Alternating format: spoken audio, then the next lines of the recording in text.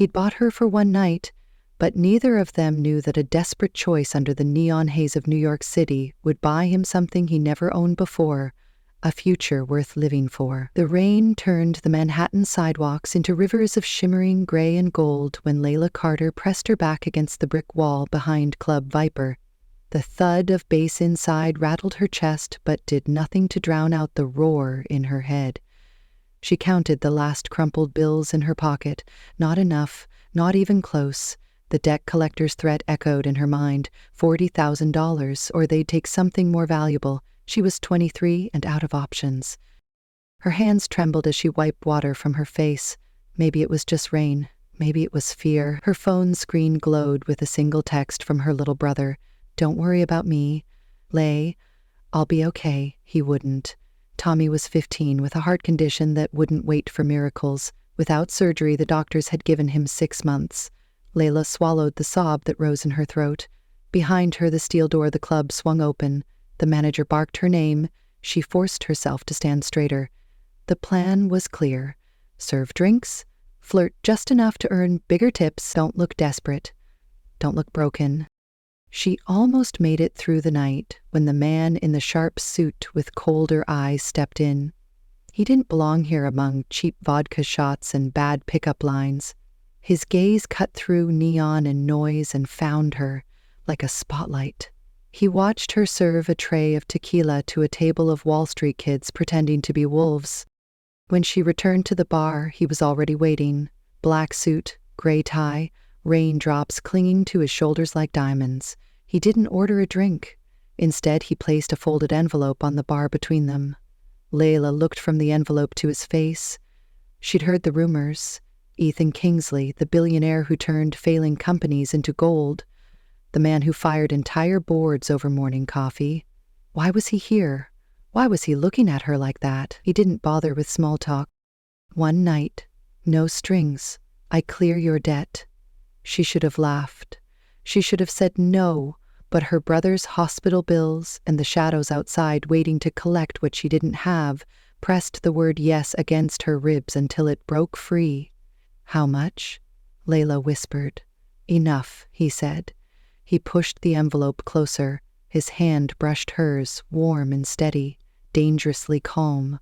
"Just one night?" she asked. His eyes didn't blink, his voice didn't soften. "Just one night. Yours, mine." Somewhere deep in her chest, something fragile curled up and begged her to run. But freedom had a price, and she was tired of paying it in fear. She took the envelope. His lips barely curved. In that tiny movement, Layla felt the ground shift under her feet. Ethan Kingsley offered her a deal in a city that never forgave debts. She told herself it was survival. Just one night. She told herself she could forget it in the morning, but she never imagined that night would write a beginning instead of an ending. She never imagined that one night would give her more than money. She never imagined that the man who thought he could buy anything would end up buying back his own lost heart. If you were her, would you take the deal? Or would you run into the rain with nothing but your pride? Tell me, would you trade one night for freedom or for a chance at something you never knew you needed? Layla Carter had always believed New York would break her or save her. Maybe both. The city had sharp edges, but she learned to hold them close like armor. She came here at 19 with a scholarship that vanished the moment her mother's medical bills swallowed their tiny life back in Ohio. After burying her mother, she brought Tommy to New York hoping for a miracle. The city never promised. Nights were longest in the small apartment above a broken laundromat in Queens, where the radiator coughed more than it warmed. Tommy's coughs were worse. She'd sit beside his bed, counting the seconds between his shallow breaths, wondering how to stretch tips and paychecks into something that could buy him time. When the letter from the hospital came, Layla knew she was out of time. $40,000 for a surgery that might not even work, but without it, Tommy would be another name under cold dirt beside their mother. She picked up double shifts at Club Viper, where laughter stuck to the walls like stale perfume. Every drink she poured chipped away the last pieces of her pride, but pride didn't pay for miracles. Ethan Kingsley didn't believe in miracles. The city had taught him early that luck was for the foolish and mercy was for the dead. At 35, he'd built Kingsley Holdings from the ashes of his father's bankrupt construction firm. He'd turned debts into power, silence into profit, betrayal into a lesson he carved into his bones. His mother tried to soften him, but grief made her small and lonely. He'd buried her in the same graveyard where his father's failures lay. Ethan learned the language of contracts and iron promises. He trusted numbers. He trusted his instincts. He never trusted people. Yet on a Thursday night in the back corner of a club he never planned to enter, Ethan Kingsley watched a girl pour drinks with trembling hands and eyes that refused to look defeated. She should have looked broken, but she didn't. She looked like someone still fighting. Something about that made him stand still longer than he meant to, longer than was safe for a man like him. He didn't need her name to know her story. Debt hung on her shoulders, heavier than the cheap black dress she wore to earn tips. Her eyes flicked to the door every time a man in a dark jacket came near. Her smile cracked at the edges when she slipped a handful of singles into the manager's greedy palm. He could have turned away. Ethan Kingsley was good at turning away, but something that night refused to let him leave her behind that bar, pouring whiskey for men who'd never see her. Past the cut of her dress, his driver waited outside the club, engine humming like a promise. Ethan sat in the back seat, staring at the city lights bending through rain-slick windows. He told himself it was none of his concern. Women like her made choices and paid for them. But he found himself searching her name online, found the eviction notice pinned to her door last month, the hospital debt collectors filed in court, her mother's obituary, and a charity page that hadn't reached a single donation. He closed his laptop at 3 a.m. His reflection in the dark glass reminded him of every mistake he swore he'd never repeat. One night, he told himself, he'd buy her freedom for one night. Maybe 2 broken people could pretend they weren't broken at all. The next day he called in favors, silenced the man outside her door with a wire transfer that made them vanish like ghosts. Then he stepped inside her world, sharp suit, soaking under cheap club lights. Watched her flinch when he laid the envelope on the bar. Watched her fingers brush the cash as if it burned. Maybe it did. Layla didn't know the man behind the suit had once knelt in the snow beside a mother who whispered sorry while unpaid bills stacked on the kitchen table. She didn't know he'd stood alone in courtrooms, learning to gut the world before it could gut him. She only saw the storm in his eyes, cold but steady, unmovable but oddly kind. The kind of kindness that cut like a blade when you knew it came with a price. When she took the envelope, she felt the first crack in her armor. A freedom she didn't believe she deserved, but one she needed more than the bruises her pride left behind in the city that devoured girls like her. Layla Carter clutched her brother's photo in her pocket and followed Ethan Kingsley out into the rain. She didn't look back, because there was nothing left to run from. Only a man she didn't understand, and a night that might save everything she had left. The car ride from Club Viper to Ethan's penthouse was quieter than Layla expected. The city outside blurred by rain and neon, while inside the leather seats smelled faintly of his cologne.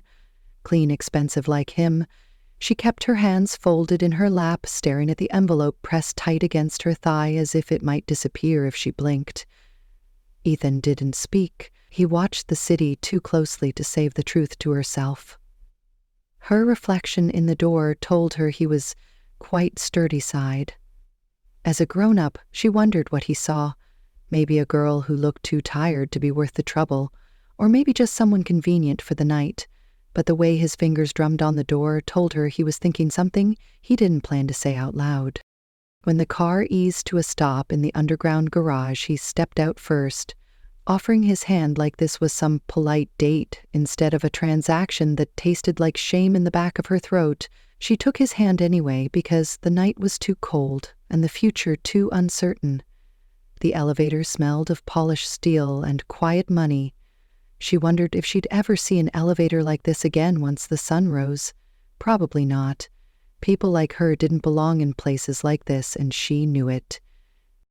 His penthouse was all glass and stone, perched above the city like a secret kingdom only he ruled. He didn't flick on the lights right away, so the skyline outside wrapped around them in soft shadows and blinking skyscraper hearts. Layla stood near the floor-to-ceiling windows, her fingers brushing the edge of a marble counter, wondering how this night would unfold. He poured a glass of water, handed it to her without touching her skin. That small distance made her chest tighten in a way she didn't expect. "You can sit if you want." His voice was smooth, but it carried something steel-hard underneath. Layla perched on the edge of a velvet couch, tracing the pattern in the fabric to keep from shaking. She didn't want him to see the fear she carried in her spine like a second heartbeat. He didn't come closer, not yet. Instead, he stood across the room, watching her like she was a puzzle missing a piece. "Do you know why I did this?" he asked. She lifted her chin. "Because you could." His mouth twitched. Not quite a smile, more like the ghost of something softer maybe, or maybe I saw someone who needed a door opened. She bristled, a laugh almost slipped out, bitter and small. "This isn't charity." "No, it's not," he agreed, too quickly. "But you'll sleep tonight without men pounding on your door or your brother wondering why you're crying in the bathroom." Layla flinched. "He knows about Tommy?" Then again, she shouldn't be surprised a man like Ethan Kingsley didn't do anything without knowing every detail first. Her chest tightened. "How much did you find out?" "Enough. Enough to know you're braver than you think." She hated that his words felt like comfort when they shouldn't. "You paid for my freedom tonight, but tomorrow I'm back where I started." His eyes darkened. "Maybe, but for tonight, let me take the weight." Her laugh cracked open raw around the edges. "You can't fix me." He stepped closer, not to touch her, but to close the space between them, just enough for his warmth to reach her skin. "I don't want to fix you." His voice dropped lower like a confession. "I just don't want to leave you drowning alone." His nearness made it hard to breathe, not because she feared him, but because for the first time in years, she didn't feel alone in her exhaustion. The room held them in a fragile quiet, only broken when he reached up, brushing a strand of damp hair behind her ear, his knuckles grazing her cheek. Her breath caught at the softness of it. She'd expected his touch to feel cold, transactional, but it didn't. It felt like surrender, and that scared her more than anything. She leaned back, trying to find her footing in this conversation that was no longer about money or debt, but something older and more dangerous. "So what now?" she whispered, trying to sound braver than she felt. "Now you let me do what you agreed to," he murmured, his eyes never leaving hers. "And what did I agree to?" Ethan's fingertips traced her jaw, so lightly she shivered. "Just one night," he said, it like a promise, not a threat. "Just one night, where you don't have to be strong, where you don't have to fight everyone and everything alone." Layla hated how much she wanted to believe him, because wanting things never worked out for her. Wanting cost too much. But when he leaned in, brushing his lips over hers, she didn't pull away, because in that moment she was just a girl kissing a man in a city that never slept, hoping that maybe this would hurt less than everything else. The kiss wasn't rushed. It wasn't desperate. It was patient, like he had all night to learn her mouth, her breath, the tiny shivers in her hands. When she pulled back, Ethan rested his forehead against hers, his breath warm on her cheek. "Say stop and I will," he whispered, so soft she wondered if she imagined it. Layla's hands fisted in his shirt, pulling him closer, because she didn't want to stop. Not tonight. Maybe not ever. Hours slipped by, wrapped in low murmurs and the rustle of clothes landing on the polished floor. She didn't think about money or shame or tomorrow, only the warmth of his hands. The way he moved, like he was unlearning every cold rule he'd taught himself. Somewhere between his lips on her shoulder and her fingers tangled in his hair, she realized she wasn't afraid anymore. Not of him, not of this. She only feared what it would feel like when morning came and she had to remember how to walk away from a man who kissed her like she was more than a price paid in cash. When they lay tangled in expensive sheets, she didn't notice the skyline anymore, only the rise and fall of his chest under her palm, his heartbeat steady where her world had always felt jagged. She wanted to ask him why her, why this, but sleep claimed her before she could speak, and in the dark, Ethan Kingsley lay awake, staring at the ceiling, wondering when a girl with nothing left to lose had managed to steal the only thing he thought he didn't have left to give. The sun broke over Manhattan with a soft gray glow that crept through Ethan's floor-to-ceiling windows. Layla stirred before she opened her eyes. For a moment she forgot where she was, the sheets too soft, the pillow too cold, the quiet too heavy. Then memory flooded back. The club, the envelope, Ethan's touch that didn't feel like payment but like something warmer and infinitely more dangerous. She found herself tracing the edge of the blanket with her fingertip, wondering how long she could stay in this borrowed peace before reality dragged her out by the throat. She turned her head slowly and saw him sitting near the window, still in the tailored pants from last night. Sleeves rolled up, collar open, his hair slightly tousled as if he'd run a hand through it 1,000 times since sleep abandoned him. He didn't notice her watching at first, his eyes locked on the city far below, like he was counting how many secrets those streets could hold. She wondered what secret he saw in her, if he regretted buying her freedom for a night, or if he'd decided she wasn't worth the price. "Good morning." Her voice cracked when she said it softer than she intended. Ethan looked over, his expression unreadable for half a second. Then something shifted and he almost smiled. Not quite, but close enough to ease the knot in her chest. "Morning. You should sleep more."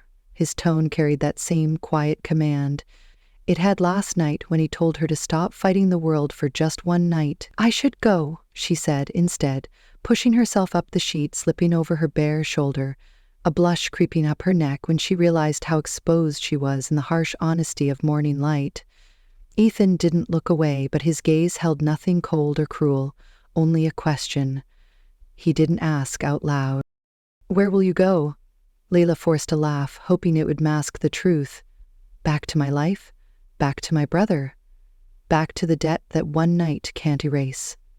He didn't flinch, didn't argue, didn't offer hollow promises.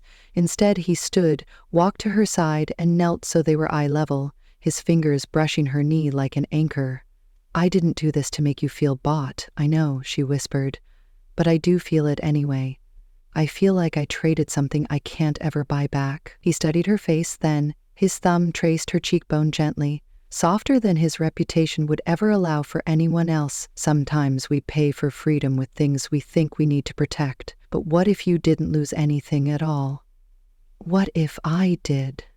She breathed, afraid of how much she meant it, afraid that what she lost wasn't her body, but the part of her that still believed she could stand on her own 2 feet.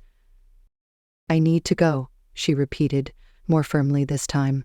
Ethan let his hand drop, but not the look in his eyes, not the way his presence pressed against her resolve like gravity. "When you need me, you know how to find me." He said it like a promise and a threat, and maybe a prayer, though he'd never admit it out loud.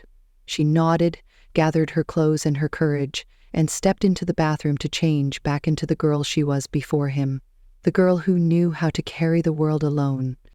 Layla slipped out of his penthouse while he took a call in his office. She didn't leave a note because, what would she say?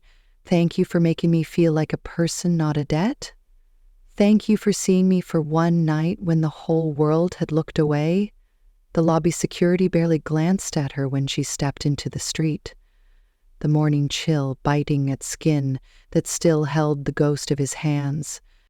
She took a bus back to Queens, counting every bump in the cracked pavement like a penance by the time she reached the apartment. Tommy was awake, curled up on the torn couch, a blanket over his thin shoulders. His eyes widened when he saw her. "You were gone all night." He sounded small, too small for 15 years old. She ruffled his hair with a shaky laugh. "I had to work overtime, but look, I have enough to pay for the surgery deposit." She didn't show him the envelope with Ethan's name stamped inside. She didn't tell him how she earned it. Some truths were too sharp to give to a boy who still believed his sister could pull miracles from thin air. Days turned into weeks. Tommy's surgery scheduled, the deposit paid, the hospital called. Her brave, and she smiled through gritted teeth, serving coffee during the day, drinks at night.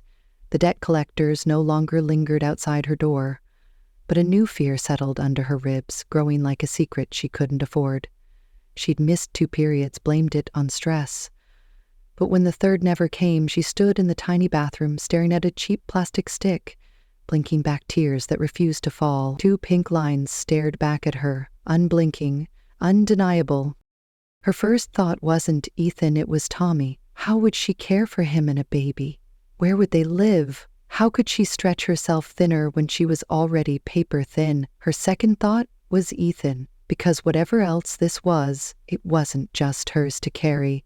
She pressed her palm against her flat belly, wondering what it would feel like to have part of him growing inside her. Part of that one night that felt too big to forget. She didn't call him, she told herself. She didn't owe him anything. But the lie tasted bitter. She kept the phone number he'd left folded inside the same envelope she'd hidden in the bottom of her dresser. She traced his name with her fingertip every night, telling herself tomorrow she'd call. Tomorrow she'd find the words to say, "This is yours too. This is us, somehow." Meanwhile, Ethan buried himself in meetings that made no sense half the time, because all he saw when he stared at contracts and ledgers was a girl with tired eyes and a mouth that tasted like mercy he hadn't asked for. He sent his driver past her street more than once, though he'd never admit it to his board or himself. He'd see her light on in the window and tell himself it was enough to know she was okay. It never was, but he'd never learned how to want anything without turning it into a transaction, so he waited for her to come to him, and she waited for the courage to cross the line between survival and confession. Then the hospital called the morning Tommy went in for pre-op.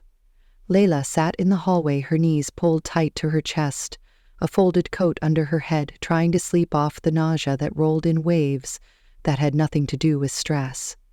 The surgeon found her there. "Miss Carter, we need to finalize the second payment soon for the full procedure." She nodded, but the words blurred in her ears. She knew she couldn't do this alone anymore. Maybe she never could. She fumbled for her phone thumb, hovering over Ethan's name before she pressed call once, twice, no answer. She almost gave up, then his text came through, "Meeting, call you soon." 10 minutes later, his name lit up her screen. "Layla, are you all right?" She opened her mouth to lie, to say she was fine, but the words broke before they formed. "I need to see you, now," she whispered the hospital hallway, swallowing the rest of her courage. Ethan didn't ask for explanations, just sent an address and a car. She clutched her belly and the slip of paper that said baby due in 7 months, and wondered if he'd see her as something priceless or another debt waiting to be paid in full. The driver arrived faster than she expected, a sleek black town car that felt too clean for her shaking hands and the cracked concrete hospital curb. Layla sat in the back seat, pressing her forehead to the cold window. The city flickered past in streaks of neon and rain. Her mind raced louder than the hum of traffic. She wondered if Ethan would be angry or relieved, or if he'd even care at all when she told him that the night he bought her freedom had left her with something neither of them could put a price on. When the car pulled up to Kingsley Holdings, the building loomed above her like an unspoken promise of power she'd never belonged to. She wrapped her thin coat tighter around her waist, trying to hide the tiny swell she was certain everyone could see, even if it wasn't there yet. The lobby was polished marble and whispers. Layla didn't meet anyone's eyes when security let her through. The elevator climbed so fast her ears popped, and her heart thudded against her ribs like a trapped thing. When the doors slid open, Ethan stood waiting. No suit jacket today, just shirt sleeves rolled up, dark hair pushed back the way he did when he was fighting something he couldn't name. The moment his eyes locked on her, something flickered across his face. Relief, confusion, maybe something softer, but gone before she could catch it. Layla stepped out the elevator and forgot every practiced line she'd rehearsed the entire ride up. He crossed to her so fast she nearly stepped back, but his hands caught her shoulders, steadying her like an anchor. "You're pale," his voice low, rough around the edges. "Hospital, what happened, Tommy? Is he all right?" She nodded so fast it made her dizzy. "Tommy's fine." The words tumbled out, but the rest stuck behind her teeth. Ethan's hands loosened but didn't fall. "You're not fine," he said. It like he already knew, and maybe he did. She held up the folded slip of paper, the edges creased from her sleepless nights. He took it from her fingers, eyes skimming the words. The blood drained from his face so fast she thought he might drop it. He didn't. Instead, he folded it again, very carefully, like it was fragile as glass. "Is it mine?" The question was so soft, it nearly broke her. The way his voice cracked on the last word made her throat burn. "Yes," she whispered, not trusting herself to say more. His eyes flicked down to her belly, then back to her face, searching for lies he wouldn't find. When she tried to look away, his thumb caught her chin, gently forcing her to meet the storm. He didn't bother to hide. "Why didn't you tell me sooner?" he asked, not angry, just tired, like a man who'd spent weeks building walls, only to find them useless. "Now, I didn't know," how she said honestly. "I didn't know if you'd want this. If you'd want me again." The way he flinched at the word want cut deeper than any threat she'd ever faced alone. He stepped back, ran a hand through his hair like he might tear it out. "Where does this leave us, Layla?" His voice rough, but his eyes soft in a way that made her knees want to give out. "You tell me," she fired back sharp, because sharp was easier than fear. "You bought me for one night. Ethan does this. Change anything, or is this just another deal you have to clean up?" His jaw tightened. She thought he might snap back, but instead he surprised her again by laughing soft and bitter. "You think this is about money, Layla? You think I'd stand here looking at you, shaking like this if it was only money? You were supposed to walk away, clean free of me. I was supposed to walk away untouched by this too, but look at me. Look at what you've done to me." She wanted to shout that she hadn't done anything, that this was never her plan, that she hadn't asked for his name stitched into her future like a brand she never agreed to wear. But before she could find the words, the office door swung open behind him, and a tall woman in a navy suit stepped out, phone in hand, freezing mid-sentence when she saw them together. Ethan's hand still resting over Layla's wrist. "Mr. Kingsley, your board call is waiting," the woman said carefully, her eyes flicking from Layla's face to the paper still trembling in his grip. "Cancel it," he said without looking away, his voice steady again, but his thumb tracing small circles into Layla's skin told a different story. The woman hesitated too long. Ethan cut her a glance that turned her spine to glass. Now the door clicked shut behind them, leaving only the hush of the city pressing through the glass walls and the rush of Layla's pulse in her ears. She pulled her hand free, because if she didn't, she'd lean into him, and she couldn't afford to need him more than she already did. "I can't be a secret," she said quietly. "I won't be something you hide when it's convenient." Ethan closed his eyes like her words physically hurt him. "You were never a secret, Layla. You were the only real thing I've touched in years. But you want me gone. Say it, and I'll go." She pushed it because she needed to know how far he'd been before he broke. "You think I want that?" His eyes snapped open, sharp as knives. "You think I want to watch you disappear again carrying my child, like none of this ever happened? Tell me you don't want this, and I'll let you go right now. But if you tell me you want this, if you tell me you want us, I swear to God, I'll fight every corner of this city to give you more than one night." She didn't mean to cry, but the tears came hot and sudden, splashing onto the crisp edge of his cuff when he caught her face between his palms, his breath warm against her cheek. "Say it, Layla. Say what you want, and I'll make it happen." His mouth hovered so close, she could taste the promise in the air. "I want this," she choked out. "I want this baby. I want Tommy safe. I want more than one night. Ethan, more than a debt repaid." He pulled her against his chest so hard she nearly stumbled, his heartbeat loud under her ear like the first truth she'd ever believed. "I want it all too," he whispered against her hair. "Every night, every fight, every damn thing you think you have to carry alone. I want it too. Say you'll let me stay. Say you'll let me keep you this time." Her voice got lost somewhere between the pounding of her heart and the heat of his breath when he kissed her. It wasn't soft, it wasn't perfect. It was raw, like two broken pieces trying to fit where they'd never belonged before, but finally finding the right edges when they broke apart. Ethan rested his forehead to hers, one arm still curved protectively over her belly. "Say it again," he begged, hoarse and exhausted and alive. "I want you," she said, breathing him in. "I want us." He smiled for real this time, and it was so unexpected she almost laughed through the tears. "You have us. You have all of me, Layla. No more deals, no more debt. Just us." She closed her eyes, pressed her palm flat over his chest, and felt the truth settle there, steady, warm, unshakable. Ethan's office felt too small for all the promises they had just given each other, yet too wide for what they knew waited beyond the glass walls. Layla wanted to hold on to this moment, where everything felt clear, his breath warm against her temple, his words threading through the cracks she'd tried so hard to hide. But reality had a way of reminding her that even love wasn't enough if you didn't know how to trust it. She pulled back slightly enough to look him in the eye, searching for any sign that this was another transaction dressed up in pretty words. "I don't want to be something you fix," she said, her voice low but steady. "I won't be your charity case, Ethan. I won't stay if you think you're doing me a favor by loving me." He didn't flinch, his hands still warm on her waist. "No more deals, Layla." His tone was soft but carried a gravity that made her chest ache. "No contracts, no debt, no rescue, just you and me figuring this out, one day at a time." She wanted to believe him, wanted it so badly her ribs hurt with the weight of it. "Then promise me," she whispered. "Promise me you won't shut me out when this gets hard. Promise me you won't look at me and only see a mistake to hide behind penthouse walls."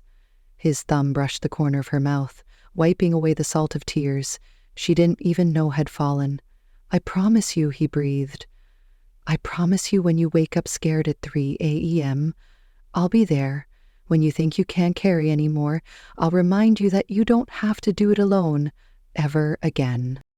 Somewhere in the hallway outside she heard footsteps, muffled voices, the real world creeping in with meetings and boardrooms and headlines that would chew up a story like theirs if they let it. Ethan tilted his head, forehead resting against hers. "When you're ready, we'll tell them all," he said quietly. "The city, the press, the entire damn world. I don't care what it costs me. I'll pay it, Layla. You don't hide people you love." Layla felt the truth of that settle in her belly, warm and terrifying all at once. She stepped back enough to breathe, enough to see him clearly. This man who'd bought her for a night but somehow given her everything she'd been too afraid to ask for. "I need to go home," she said softly. "I need to see Tommy. He deserves to know before anyone else." Ethan nodded, as if he'd already decided the same thing. His hand finding hers, lacing their fingers together. "You won't do it alone," he said. "Not this time, not ever again." The ride back to Queens was a blur of passing streets and stolen glances, every stoplight casting them in shadows, and she watched him watching her, the way his thumb traced absent circles on her knuckles, the way his jaw clenched when her hand drifted to rest over her stomach when they pulled up to her apartment building. Ethan stepped out first, ignoring the stares of a neighbor on the stoop or the curious glances from an old man dragging his groceries up the cracked steps. Layla held her breath when she opened the door to find Tommy on the couch, knees pulled to his chest, a blanket wrapped around his thin shoulders. Tommy looked up, eyes wide, when he saw Ethan, towering behind his sister, the billionaire, and the girl from Queens, standing in the doorway like they were something real. "Hey, kid," Ethan said with a small nod that felt like a promise. Tommy's eyes darted between them, confusion flickering into something sharper. Layla crossed the room and sank to her knees in front of him, taking his hands in hers. "I need you to listen, okay?" Her voice trembled, but her grip stayed steady. "Remember when I told you I'd do anything to make sure you get your surgery? Remember how I said we'd find a way?" Tommy's eyes softened, his head bobbing once. Yeah, I remember well. I did something. Layla's voice cracked, but she pushed through it. Something?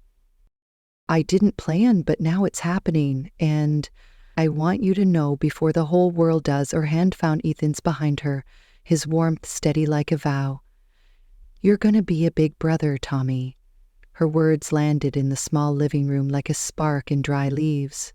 His eyes widened, his mouth dropped open before he laughed, a soft, disbelieving sound. You're having a baby for real. Layla pulled him into her arms, feeling his ribs under her palms, his laugh turning into quiet tears. It's true, she whispered. It's true, and we're gonna figure it out, all of us together. Tommy looked up at Ethan, his eyes searching for some hint of doubt, but found only quiet certainty. Ethan dropped to one knee beside them, his large hand resting carefully on Tommy's shoulder.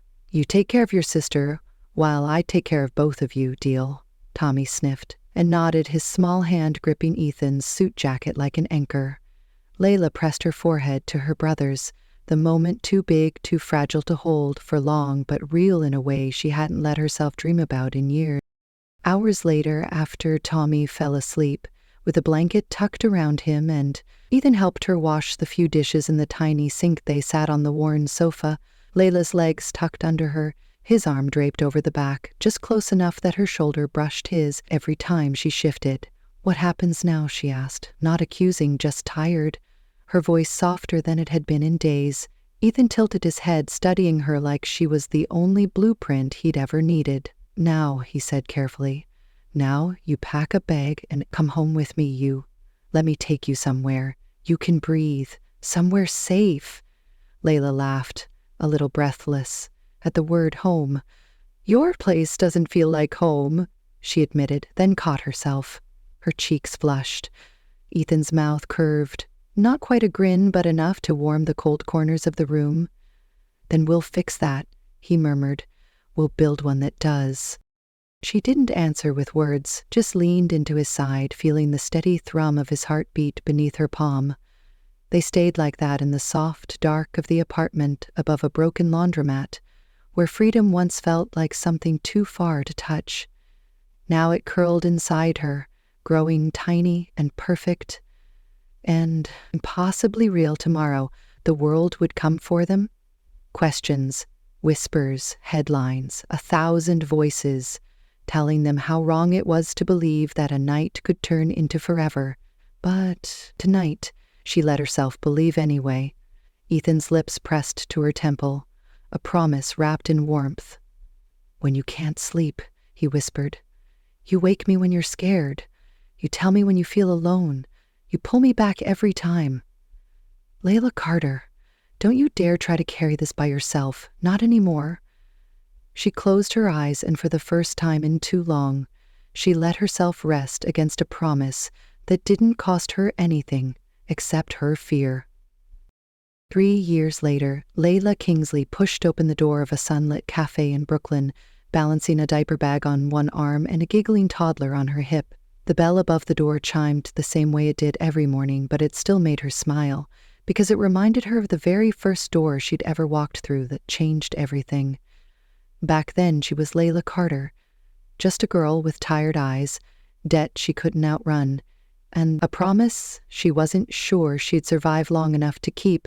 Now she was a wife, a mother, a sister, a woman who'd learned that sometimes freedom doesn't come from running away, but from staying exactly where your heart is wanted most.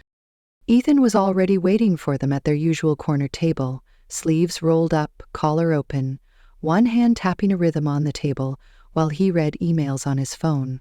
But the moment he saw them, the world behind the screen vanished, his eyes softening, the same way they did every night when he pressed his forehead to hers and reminded her that no deal was stronger than what they had built together. He stood scooping their daughter from her arms, lifting the giggling girl high above his head before pressing a kiss to Layla's cheek. I ordered your tea, he said quietly, his lips brushing her temple. Just the way you like it. 2 sugars, no lecture about how it's basically dessert. She teased, raising an eyebrow. Ethan chuckled. The day I lecture you about sugar is the day you get to lecture me about missing bedtime stories, Steele. She laughed, the sound bright enough to make the man behind the counter grin. Their daughter squirmed in his arms, babbling about the cookie she had spotted in the display case, the same cookie Ethan bought her every Saturday because it made her eyes light up like tiny stars. Layla settled into the seat across from him, watching as Ethan handed their daughter her treat, his hands careful, his eyes never straying far from Layla's face, like he still couldn't quite believe she was real. Sometimes she couldn't believe it either.